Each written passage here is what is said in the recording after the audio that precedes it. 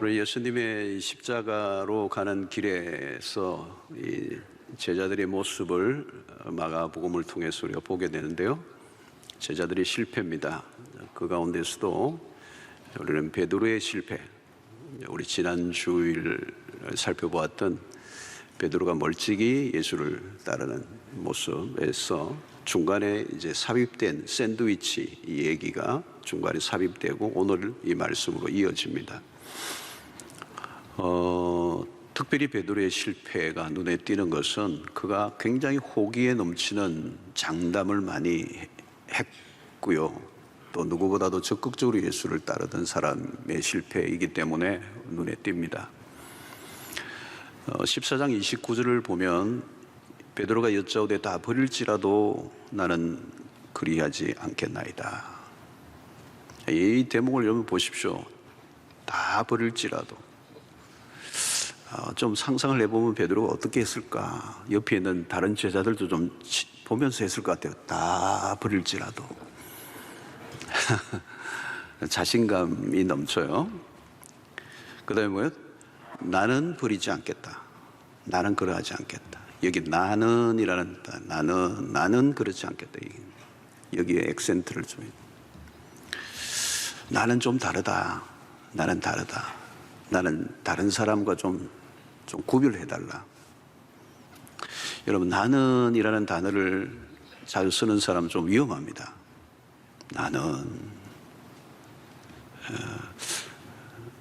나는 보통 사람이 아닙니다.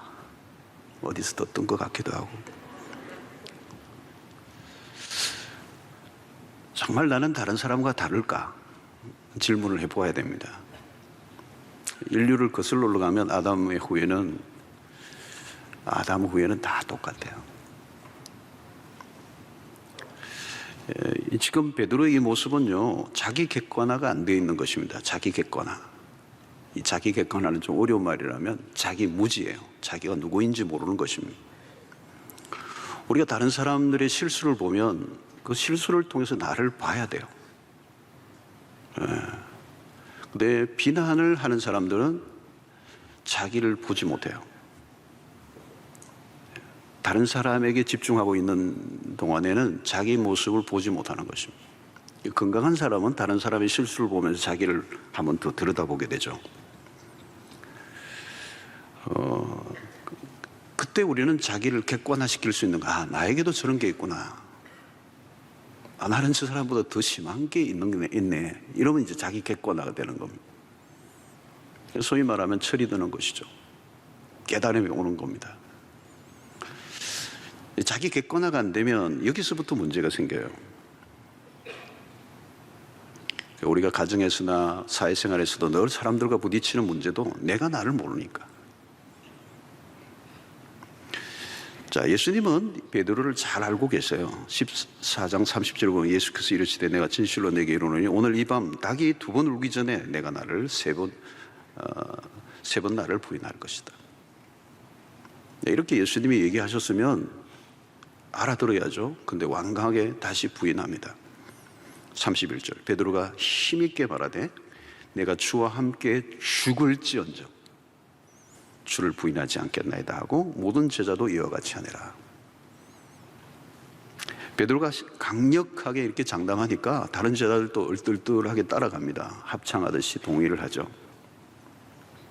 자, 그러나 우리가 잘 아는 것처럼 실제 상황은 어떻습니까? 다르게 진행됩니다. 베드로가 대제사장에 뜰에서 종들과 함께 불을 쬐고 있을 때 대제사장의 그 집에서 일을 하는 여종 하나가 베드로에게 와서 묻죠. 당신도 예수와 함께 있었던 자가 아니냐? 드디어 올 것이 왔습니다. 이때 베드로는 자기의 정체를 드러내야죠. 맞다, 이래야죠. 여러분, 이 처음의 대답이 참 중요합니다. 어디를 가나 직장에 가서도 처음, 어디를 가나 처음에 대답을 잘해야 돼요. 처음 거짓말하면 계속 거짓말해야 돼요. 처음부터 비겁해지면 계속 비겁해져야 돼요. 저도 군대에 처음 갔을 때 자대 배치하는데 첫날 딱 그거 고참 보니 제가 이제 신학생이라는 게 알고 예수쟁이가 왔으니까 확인을 하는 거더라고. 담배를 딱 물리더라고. 피우라고. 입에 물리는데 제가 툭 떨어뜨렸죠. 제가 담배를 피워본 적은 없지만 물어본 적은 있습니다. 일시적으로 타이에 의해서 딱 떨어뜨렸어요. 그러니까 막 협박을 하는 거예요. 그거 통과하고 나니까 그 다음부터는 쫙 가요. 어려움이 없었어요. 이러고 여종이 다시 질문합니다. 당신 예수와 같은 당 아니냐? 베드로는 두 번째도 부인합니다. 세 번째, 베드로의 부인 사건은 사복음서에 모두 다루고 있습니다. 종합적으로 살펴보면 베드로가 처음에는 그냥 부인합니다. 모릅니다. 그러나 두 번째는 맹세하고 부인합니다. 세 번째는 저주하여 부인합니다. 이 히브리적 관점에서 보면 이 저주는 반드시 대상이 있습니다. 그냥 막 저주하는 게 아니고 대상이 분명하다. 그럼 베드로가 누구를 저주한 것입니까? 예수입니다. 선을 넘어도 한참 넘었습니다. 아마 베드로는 강력한 압박감을 느꼈겠죠. 죽음의 위협을 느낀 거죠. 그러나 그동안 이 베드로의 행보나 발언 등으로 보면 일말에 우리는 희망을 가졌어요. 베드로는 그래도 버텨줄 줄 알았어요. 그러나 완전히 무너진 것입니다. 71절에 닭이 곧 두 번째 울더라. 이에 베드로가 예수께서 자기에게 하신 말씀 곧 닭이 두 번 울기 전에 내가 세 번 나를 부인하리라 하심이 기억되어 그 일을 생각하고 울었더라 그랬습니다. 말씀이 그대로 이루어졌죠. 베드로는 갑자기 예수님이 하신 말씀이 생각나고 통곡을 한 겁니다. 이제야 자기의 실체가 드러났어요. 그러나 모든 게 다 끝이 났습니다. 자, 그의 장담들은 다 어디로 갔습니까? 어떻게 이렇게 무기력할 수가 있죠? 우리는 여기서 베드로를 바라보면서 막 우리에서 나오는 말들이 있어요. 만약에 베드로에 대한 이 기사가 떴다면 그 밑에 댓글을 막 욕을 쏟아부었어요. 너가 인간이냐? 여러분, 베드로가 누구입니까? 처음 주님의 부르심을 받았을 때 배와 그물을 버려두고 예수를 쫓았어요. 여러분, 배와 그물을 버렸다는 말은 자기의 모든 걸 버리는 거예요. 그냥 교회에 나온 정도가 아닙니다. 자기의 직업까지 포기하고 자기의 전생애를 던진 겁니다. 그런 제자들 중에서도 3인방에 든 인물이죠. 그 중에서도 가장 적극적으로 따른 사람입니다. 3년 동안 주님과 동거동락을 했습니다. 24시. 여러분, 매일 아니면 뭐 한 달에 한 번 정도 밥을 같이 먹어도 한 3년이면 이건 대단한 관계입니다. 삼시세끼 24시 365일 3년 동안. 그리고 예수님과 함께 다니면서 경험한 게 어떤 것입니까? 기적을 체험했습니다. 바로 목격, 바로 눈앞에서 맹인이 눈을 뜨고 나병 환자가 낫고 38년 된 병자가 낫고 죽은 자가 살아나고. 베드로는 무리로 걷기도 했습니다. 오병이의 사건에는 떡을 주님이 떼주실 때 그걸 받아가지고 떼니까 계속 떼지는 거예요. 5,000명이 2만 명이 먹는 역사, 이 기적이 일어난 겁니다. 변화산 사건은 어때요, 여러분? 황홀한 경험입니다. 그런 천국의 예비 경험입니다. 예수님으로부터 들었던 설교는 이건 주옥 같은 설교입니다. 그것을 직접 그 주님의 무릎 앞에서 들었습니다. 명설교자 게임도 안 됩니다. 그 가르치심이 달랐어요. 여러분, 저자 특강, 직강 이런 거는 그거하고 게임이 안 됩니다. 가장 위대하신 스승으로부터 3년 동안 합숙하고 집중 훈련을 받았습니다. 고강도 훈련을 받았습니다. 이런 특혜가 어디 있고 이런 특권을 누린 사람이 어디에 있겠습니까? 오늘 무너진 베드로가 누구인가를 우리 다시 봐야 됩니다. 그가 부인할 때 예수님과 눈이 마주쳤습니다. 그 뜰과 예수님이 붙잡히는 사이가 걸지 않았어요. 그 부인하는 그 순간 예수님과 눈이 마주치는 거예요. 바로 눈앞에서 예수님을 부인하고 맹세하여 부인하고 저주하여 부인합니다. 여러분, 이쯤 되면 우리는 베드로의 실패를 보면서 절망감이 밀려옵니다. 베드로가 이 정도라면, 그렇게 경험한 사람이 이 정도라면, 최측근의 제자가 이렇게 무너졌다면, 마가가 이 성경을 기록하면서 우리에게 뭘 얘기하려고 하실까요? 여러분, 베드로의 실패는 우리를 겸손하게 만듭니다. 인간이 얼마나 연약한가를, 인간이 얼마나 깨어지기 쉬운 그릇인가를. 여러분, 성경을 보면 베드로만이 아닙니다. 실패한 사람들이, 인물들이 한둘이 아닙니다. 여러분, 노아가 누구입니까? 노아는 의인이요 당대의 완전한 자라고 성경이 얘기합니다. 여러분, 120년입니다. 비가 한 방울도 내려본 적이 없었던 그 시대 속에 홍수로 온 세상을 멸망할 것이라는 이 말씀을 듣고 그 약속을 믿고 120년 동안 믿음으로 방주를 지어갔던 사람, 대단한 인물입니다. 그런데 여러분, 홍수가 끝난 이후에 그는 이 백주에 벌거벗고 추태를 부립니다. 그걸 본 함이 떠들다가 저주를 받기도 하고, 뭐 별별 사건들이 다 일어나요. 그 뒤로. 여러분, 아브라함이 누굽니까? 실수투성입니다. 모세 마찬가지입니다. 사람을 때려 죽였습니다. 다윗 누굽니까? 치졸합니다. 여러분, 모두 예외 없이 재성의 지배를 받은 연약한 인간들이었습니다. 야고보는 엘리야에 대해서 우리와 성정이 같은 사람이로되라는 표현을 쓰는 것은 뭡니까? 이 갈멜산 정상에서 850대 1로 승리한 불이 내리게 임했던 불의 사자. 그런데 그를 가르쳐 야고보는 우리와 성정이 같은 사람이로되, 다르게 표현하면 우리와 셈셈,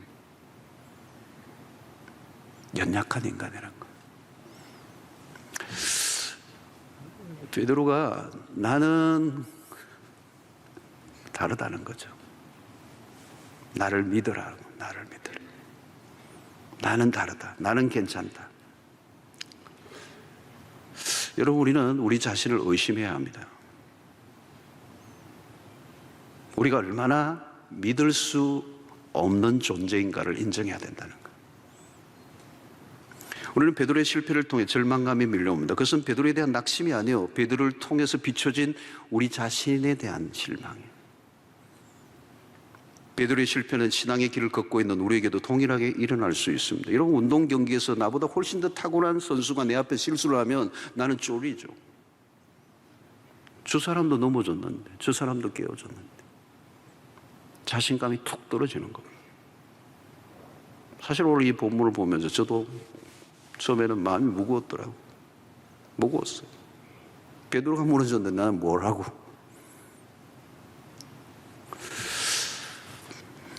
자, 우리에게 요구되는 게 뭘까요, 여러분? 겸손이죠. 그래서 쓸데없는 자신감, 장담 아니에요. 제가 우리 부교육자들에게, 담임으로 가시는 분들에게 늘 권면을 합니다. 장담하지 말라고, 공약하지 말라고. 나는 이렇게 목회하겠다고, 그런 소리 하지 말고 그렇게 살면 된다고. 고린도전서 10장 12절에 이렇게 얘기합니다. 그런즉 선줄로 생각하는 자는 넘어질까 조심하라. 여러분, 여기 선줄로 생각하는 자는 누구일까요? 아무나 이런 생각을 못하죠. 바울은 상당한 훈련을 받은 사람에 대한 얘기를 하는 겁니다. 상당한 훈련을 받고 대단한 은혜를 누리고 영적 경지에 이르렀다고 생각하는 사람들에게 얘기하는 거예요. 보통 사람은 이런 넘어질 때가 있어야 돼요. 늘 바닥을 치는데. 근데 문제는 대단한 훈련을 받고 어떤 영적 경지에 이르렀다고 해도 자신을 계속 살피지 않으면 아무리 어떤 경지에 이르렀어도 그는 바닥을 칠 수밖에 없다는 거예요. 자랑하지만 안 된다는 거예요. 여러분, 우리는 겸손이 잘 안 됩니다. 노골적으로 교만한 사람은 없죠. 그런 사람은 얘기할 것도 없고. 대개는 우리가 겸손하게 행동하죠. 어때요? 여러분, 저도 좀 겸손하게 보이지 않나요? 애를 써요. 애를 써요. 근데 좀 더 들어가면 다르다는 거예요. 대개는 겉으로 드러난 겸손은 그냥 사회생활용이에요. 사회에서 살아가기 위해서 적당한 사람에 따라 그 수위를, 그 겸손의 수위를, 그 정도를 늘 조정하면서 사는 사회생활용 겸손이에요. 접대용 겸손, 처세용 겸손이라고 얘기했어요. 본질상 인간은 교만합니다. 우리는 스스로 겸손에 이르기 어려운 사람들이요. 그래서 내가 낮아지고 싶어서 낮아진 사람은 없습니다. 자기 발로. 어쩔 수 없이, 실패를 통하여 어쩔 수 없이 낮아질 수밖에 없었어. 실패가 왜 유익한 겁니까? 나의 힘으로 내가 스스로는 겸손할 수 없기에 그 실패를 통하여 낮아지게 하고 자기 자신을 더 이상 신뢰하지 않도록 만든 것이기 때문에 실패가 은혜인 것이죠. 여러분, 하나님이 언제 우리를 부르십니까? 약할 때. 세상과 정반대요. 세상은 강한 사람을 씁니다. 능력이 없으면 누가 써줍니까? 그러나 하나님의 나라는 달라요. 강하면 하나님이 쓰시기에 불편해요. 잘난 사람도 마찬가지예요. 하나님 불편해. 인간의 결함, 연약함이 드러날 때 비로소 하나님을 우리는 의지하게 됩니다. 중요한 것은 누구를 의지하는가에 달려 있습니다. 베드로와 가룟 유다가 무엇이 다를까요? 외견상 차이는 없습니다. 여러분, 죄의 경중 따지기 어렵습니다. 이렇게 저주하며 부인했으면 베드로도 막 간 겁니다. 가룟 유다와 차이 없어요. 자, 그런데 결정적인 차이가 뭐냐? 가룟 유다와 베드로 모두 절망을 했어요. 실패를 통하여. 그러나 자세히 들여다보면 같은 절망의 성격이 아닙니다. 가룟 유다는 하나님에 대해서 절망을 해요. 그것이 어디에서 드러나느냐? 그는 하나님의 은혜를 기대하지 않습니다. 그러면 끝이에요, 여러분. 하나님에 대한 기대가 없어요. 그런데 베드로는 다릅니다. 그도 절망을 했지만 하나님에 대한 절망이 아니고 자기 자신에 대한 절망이었습니다. 이게 중요해요. 누구에 대해서 절망하느냐는 겁니다. 자신에 대해서 절망을 해야 돼요. 그 절망의 끝에서 우리는 하나님을 붙들 수 있기 때문에. 자기에 대한 절망은 좋은 거예요, 여러분. 특별히 젊은 날.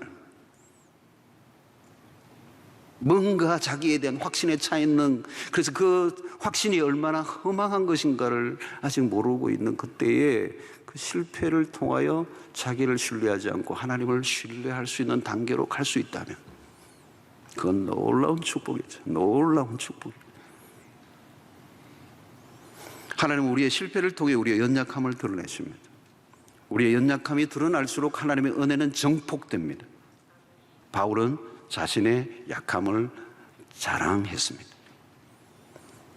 유명한 이 고린도후서 12장 9절의 말씀, 나에게 이르시기를 내 은혜가 내게 족하도다. 이는 내 능력이 약한 데서 온전하여짐이라. 그러므로 도리어 크게 기뻐함으로 나의 여러 약한 것들에 대하여 자랑하리니 이는 그리스도의 능력이 내게 머물게 하려 함이라.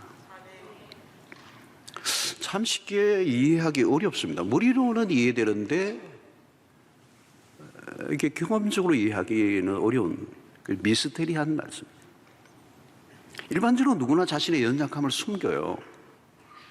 어쩌면 우리의 일평생이 자기의 연약함과 치부를 숨기기 위한 안간 힘의 노력일지도 몰라요.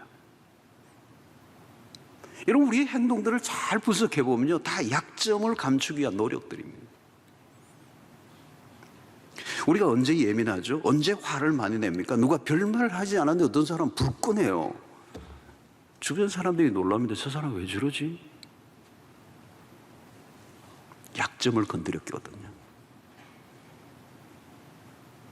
여러분, 화를 내는 것은 일종의 자기 방어입니다. 디펜스 하는 겁니다. 약점이 드러나는 것을 수치로 여기는 것이죠. 그런데 어떻게 바울은 자신의 여러 가지 약함을 자랑한다고 했는가? 이게 비밀입니다. 신비는 경험을 해보지 않은 사람에게는 그냥 신비로 남아있는 거, 비밀로 남아있는 거. 바울은 자신의 연약함을 통해 하나님의 능력을 의지했습니다. 그 의지하면 할수록 그 능력이 내게 머물러 있는 것을 경험한 것이죠. 우리가 약할수록 하나님은 더욱더 의지하게 됩니다. 의지할수록 하나님의 능력은 더 깊이 우리에게 와닿는. 여러분, 우리는 쉽게 끼어지는 존재예요. 우리는 질그릇과 같습니다. 참으로 허약하게 짝이 없는 질그릇이에요. 하나님 우리를 약하게 하사 당신을 의지하게 만드십니다. 자, 바울은 그 신비를 깨달았습니다. 그래서 그것이 십자가의 비밀이에요. 사실은 그리스도의 십자가란 연약함에서 나타나는 하나님의 능력을 가장 잘 보여주는 사건이었습니다. 고린도후서 12장 10절에 그러므로 내가 그리스도를 위하여 약한 것들과 능력과 궁핍과 박피와 공고를 기뻐하나니 이는 내가 약할 그때에 강함이라. 패러독스입니다. 역설이에요. 그런 면에서 우리가 강하다고 여길 때는, 내가 강하다고 여길 때는, 강함을 주장할 때는 가장 약한 상태예요. 혹시 여러분들 남편이 요즘 무척 큰 소리를 막 고함을 치거든 떨고 있다는 증거, 불안하다는 증거, 허약하다는 얘기예요. 내가 약하다고 할 때 도리어 강함을 경험하게 되는 것입니다. 베드로는 지금 왕창 끼어졌습니다. 더 이상 자신을 의지할 게 없어요. 자신감만으로 더 이상 버틸 수가 없어요. 여러분, 우리가 무너지고 실패한 그 자리에서 하나님은 새로운 일을 행하세요. 무엇입니까? 회복이라는 것입니다. 회복이 언제 일어나죠? 실패한 자리입니다. 그리스도인들에게 실패는 약이 됩니다. 실패는 하나님의 부르심입니다.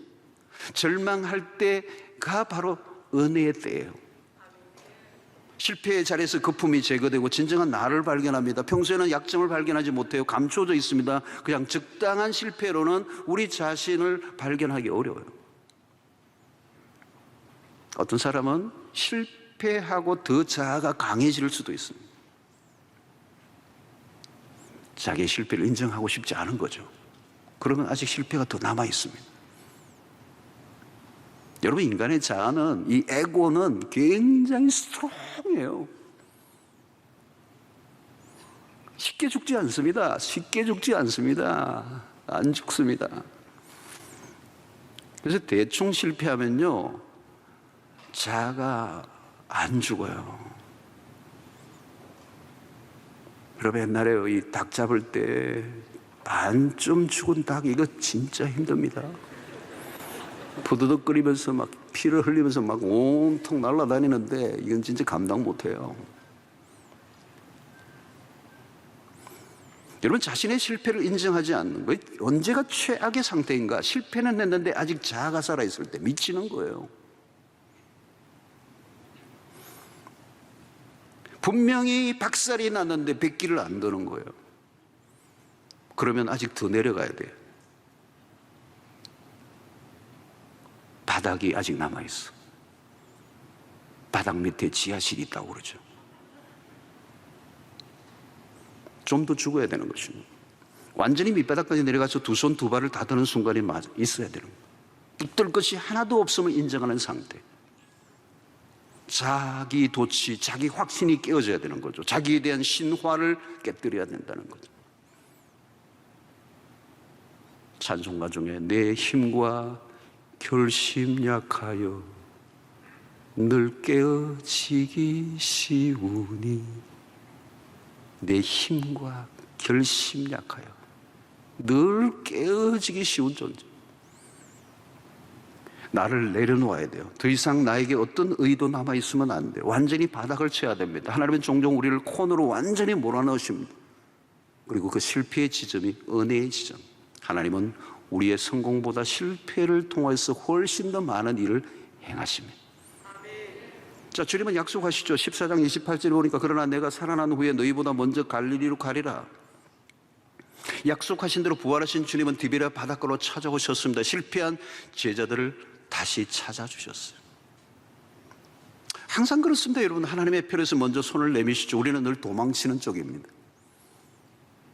주님은 우리를 내버려 두지 않으십니다. 인간적으로 보면 베드로 같은 사람 다시 볼 이유가 없습니다. 여러분 생각해 보십시오. 그 정도로 실패한 사람이라면 그건 악당이에요. 질이 나쁜 거예요, 여러분. 가장 기본적인 인간의 의리마저도 없는 스승을 내쳐도 그냥 내친 게 아닙니다. 그 정도면 미련 없습니다. 여러분들이 경험해 보셨으면 예수님의 입장이나 미련 없습니다. 이런 인간 미련 없습니다. 베드로 배짜만 들어도 막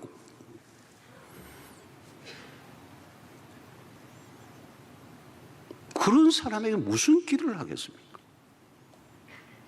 근데 주님이 다시 찾아오셨습니다.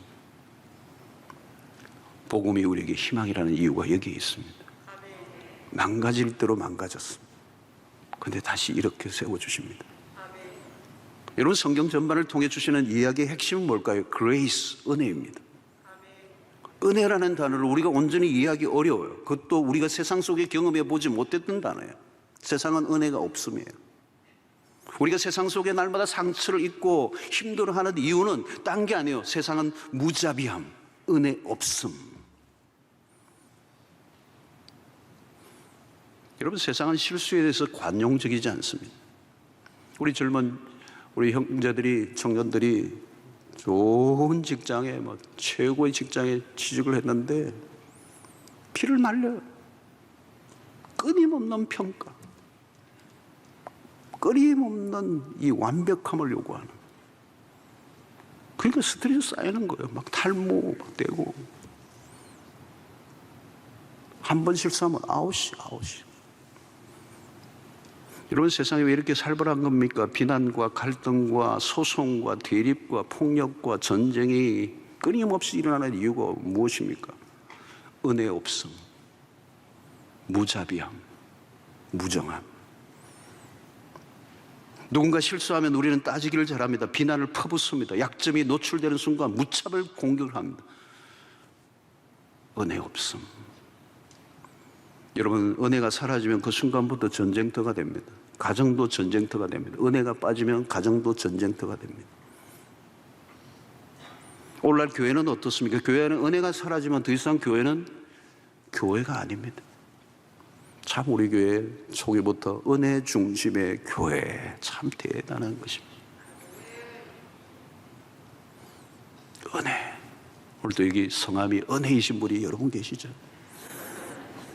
김은혜, 이은혜, 최은혜, 정은혜. 은혜. 교회는 은혜가 있어야 돼. 모든 움직이는 원리가 은혜해야 돼. 시스템도 은혜해야 돼. 실수를 받아주는 거. 세상은 그런 거 없어요, 여러분. 그래서 허물을 감추려고 그러죠. 약점을 감추려고 하니까 얼마나 힘들어요. 여러분, 사랑방 가는데 내 약점이 노출될까 봐 막 긴장하고 가는데 그게 무슨 사랑방이겠어요? 사랑방에서는 편안해야 돼요. 다 받아주는 거. 내 과거에 어떤 것을 털어놓아도 받아줄 수 있는 거. 용서할 수 있는 거. 이해해 줄 수 있는 거. 은혜가 넘치는 곳에는 용서가 넘치죠. 베드로의 실패도 불구하고 그는 다시 일어납니다. 하나님의 은혜입니다. 그 은혜가 베드로를 회복시켜 주십니다. 회복된 베드로는 사도행전 전반부의 주역이 됩니다. 회복의 힘이 그를 다르게 살게 했습니다. 그는 더 이상 사도행전 전반 급쟁이가 아니에요. 예수를 위해 투옥을 당하기도 하고 흔들림이 없이 그는 진짜 반석이 됩니다. 멋진 사도로 쓰임을 받습니다.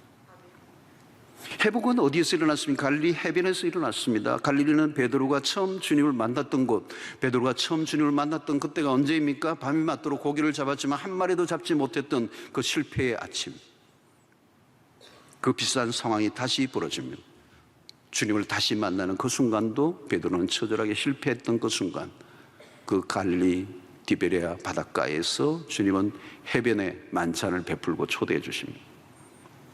요한복음 21장 9절에 육지에 올라오니 숯불이 있는데 그 위에 생선이 놓였고 떡도 있더라. 회복의 자리는 보면 언제나 먹을 게 있더라고요.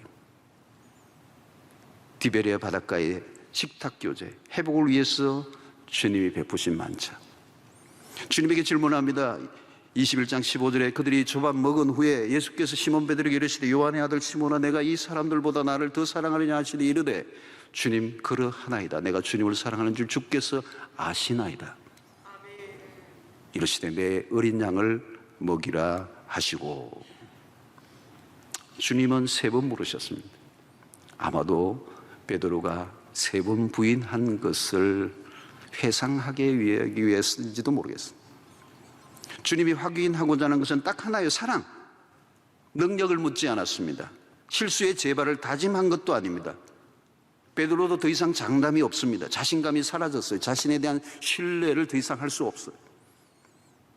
아무리 장담해도 소용없다는 걸 그가 알았습니다. 앞으로도 실패하지 않을 것이라는 보장이 없어요. 베드로는 그냥 주님의 질문 앞에 주께서 아십니다. 말수가 적어졌습니다. 주제 파악이 된 거예요. 자기 객관화가 일어난 것입니다. 주님은 한 가지만 보십니다. 내가 나를 사랑하느냐. 그렇습니다, 여러분. 사랑이면 충분합니다. 우리가 주님을 사랑하는 일에 실패하지 않으면 돼요. 이런 신앙의 핵심이 무엇입니까? 우리가 주님을 위해 헌신하면 얼마나 하겠습니까?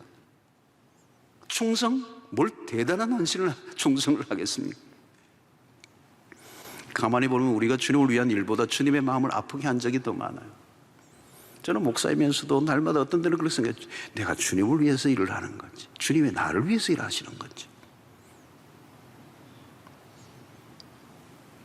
여러분, 우리는 언제나 그저서 거기서 그게 늘 한계예요. 우리는 부족합니다. 우리가 할 수 있는 일이 별로 없어요. 우리가 붙들 것은 주님을 사랑하는 마음. 이 사랑이 식으면 안 돼요. 그래서 에베소 교회를 향해서도 첫사랑, 그 주님과의 첫사랑을 잃어버린 에베소 교회. 사랑이 식으면 끝인 거잖아요.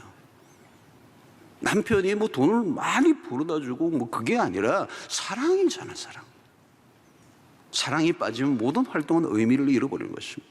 그런데 이 사랑에서 중요한 것은 무엇입니까? 주님이 말씀한 사랑은 자기 본의의 사랑과 구별되는 것입니다. 에로스 사랑이 필요하지만 한계가 있어요. 주고받는 사랑, 조건적인 사랑, 컨디셔널한 사랑입니다. 베드로는 그동안 자기 사랑에 빠져 있습니다. 왜 실패했습니까? 베드로는 자기 혼자 살려고 예수를 부인하고 저주했습니다. 하나님의 사랑은 달라요. 이타적입니다. 병든 자기 애에서 빠져나와야 돼요. 나만 생각하면 시험에 듭니다. 언제나 그래요. 나만 생각하면, 나에게 몰두하면 시험 들게 돼 있어요.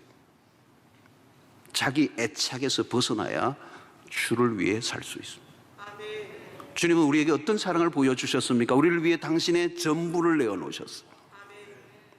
내가 살기 위해 예수를 부인한 게 아니라 예수님은 우리를 살리기 위해 당신을 내어놓으셨어요. 이게 아가페의 사랑이에요. 주님은 내가 나를 사랑하느냐 3번 물으시고 난 다음 그에게 내 양을 먹이라, 내 양을 치라. 주님을 사랑한다면 주님이 맡기신, 주님이 사랑하는 그 양을 돌보라. 진정한 회복은 사명의 자리로 돌아가라고 말씀하십니다. 오늘 우리는 베드로를 통해서 우리의 신앙의 여정을 다시 한번 점검해 봅니다. 베드로의 생애를 보면 참 굴곡이 많아요. 어떤 때는 막 주는 그리스도시요 살아계신 하나님의 아들입니다 이렇게 고백할 때는 막 그냥 하늘을 찌르는 것 같아요. 바요나 시모나 내가 잘했다 막 100점. 근데 또 막 바닥을 치고 예수님으로부터 혼이 나죠. 사탄아 내 뒤로 물러나라. 물 위로 걸을 때는 얼마나 대단했겠어요. 여러분 물 위로 걷는 거이 대단한 거잖아요. 근데 또 빠져가지고 허우적거리면서 살려주옵소서. 얼마나 굴곡이 많은지 몰라요. 여러분 우리가 그래요. 우리의 신앙의 굴곡이 얼마나 많은지 모릅니다. 오늘 이 베드로가 수제자의 역할을 했던 이 베드로가 이 지경까지 바닥을 칠 정도까지 극과 극을 오고 가. 최근에도 어떤 분을 만나 전도를 했는데 뭐 옛날에 뭐 교회에서 뭐 청년회 뭐 회장 부회장 뭐 이렇게 했던 분들 지금 딴 데서 헤매다가 지금 다시 회복이 돼요. 그런 얘기를 들었어요. 우리는 천국과 지옥을 오고 가고 한때는 막 예수를 잘 믿는 것 같아. 어떤 날은 마귀 사촌 비슷해지고.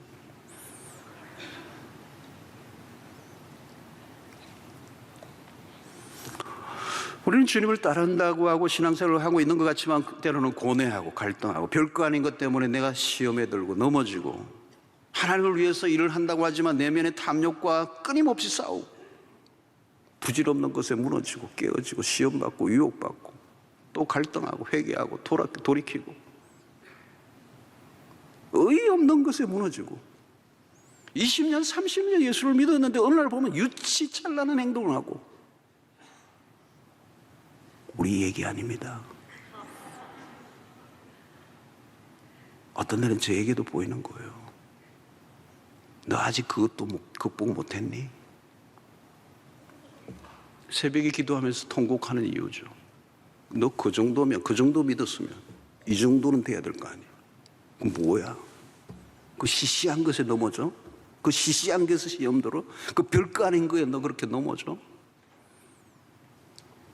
변덕스럽고 오락가락하고 몇 년 믿었냐 너?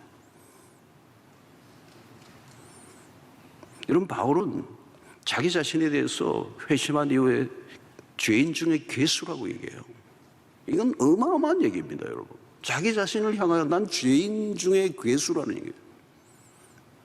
여러분 이 표현이 뭔가 하면요, 인간이 지을 수 있는 가장 악랄한 죄를 한 번도 아니고 여러 번 지은 사람 정도라야 죄인 중에 괴수라는 표현을 쓸 수 있어요.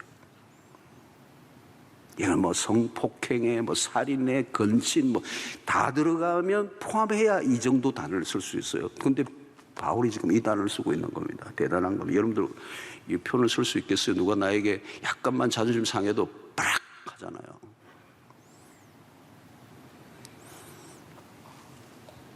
조금만 오해받아도 못 견뎌 하잖아요. 나의 의를 주장하고 싶은 거죠. 그러나 바울은 여러분 죄인 중에 괴수라는 이 표현은 자기 자신에게는 눈곱만큼의 의도 없다는 거예요. 그냥 죽어도 심판받아도 내 죄로는 충분한 죽음. 성도 여러분, 우리는 날마다 넘어지고 깨어지고 실수하고 회개하고 눈물 콧물 흘리고 또 다시 살려달라고 그러고 할렐루야 그러다가 어느 날 보면 또 뭐 헤매고 헬렐루야 뭐 놀렐루야.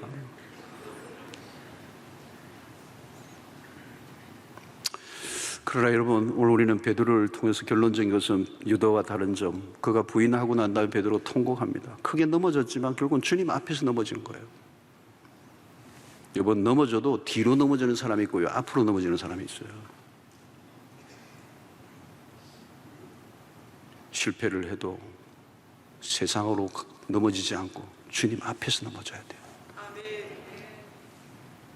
내가 약할수록 주의 은혜를 굳게 붙잡고. 여러분 절망의 끝에서 목숨을 끊어버리는 사람이 있는가 하면 절망의 끝에서 주님을 더 강력하게 붙잡고 구원을 얻는 사람들이 있잖아요. 이게 다르다는 거예요. 여러분 우리는 실패의 자리에서 끝나지 않습니다. 실패의 자리는 다시 시작하게 하시는 회복의 자리. 하나님 우리를 망하도록 내버려 두지 않습니다. 하나님이 그대로 내버려 두셨다면 우리 중 누가 끝까지 완주할 수가 있겠습니까? 하나님이 내버려 두셨다면, 우리의 연약함 그대로 두셨다면 베드로 벌써 끝났습니다. 그러므로 구원에 있어서 하나님은 언제나 주도적이고 적극적이십니다. 부활의 주님은 오늘도 우리에게 다가오시고 손을 내미십니다. 앞으로도 우리는 마찬가지예요. 늘 실수하고 넘어지고 회개하고 돌이키고 넘어지고 깨어지고 회개하고 반복하는.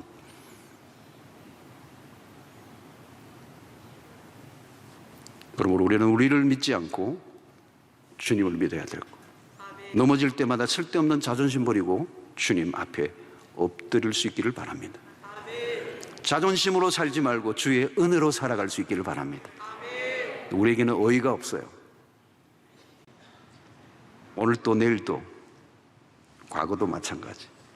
우리에게는 십자가가 필요하지 않는 순간이 한순간도 없습니다. 날마다 십자가 붙들고 살아갈 수 있기를 바라고, 그 은혜가 우리의 인생의 끝을 부끄러움으로 남지 않게 하시고 반드시 승리의 자리로 높이 세워주실 것을 믿습니다. 하나님 오늘도 우리에게 주신 말씀으로 인하여 다시 한번 인간의 연약함, 베드로의 허약함을 통하여 인간의 연약함을 봅니다. 우리에게는 소망이 없지만 소망 대신 그리스도를 붙잡고 십자가 굳게 의지하고 실패한 지점에 찾아오셔서 회복시키시고 다시 사명의 자리로 가게 하시는 그 놀라운 은혜가 우리의 일상 가운데 넘치게 하여 주시옵소서. 예수님의 이름으로 기도하옵나이다. 아멘.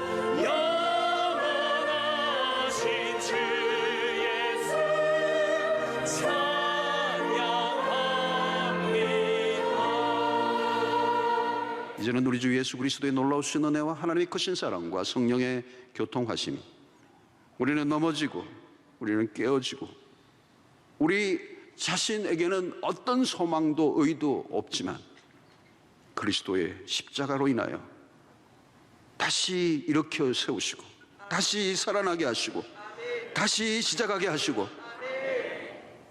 우리를 끝까지 인도하실 그 주님을 의지함으로 낙심치 않고 이 믿음의 길을 걸어가기로 결단하는 주의 백성들 머리 위에 지금부터 영원토록 함께 있을지어다. 아멘.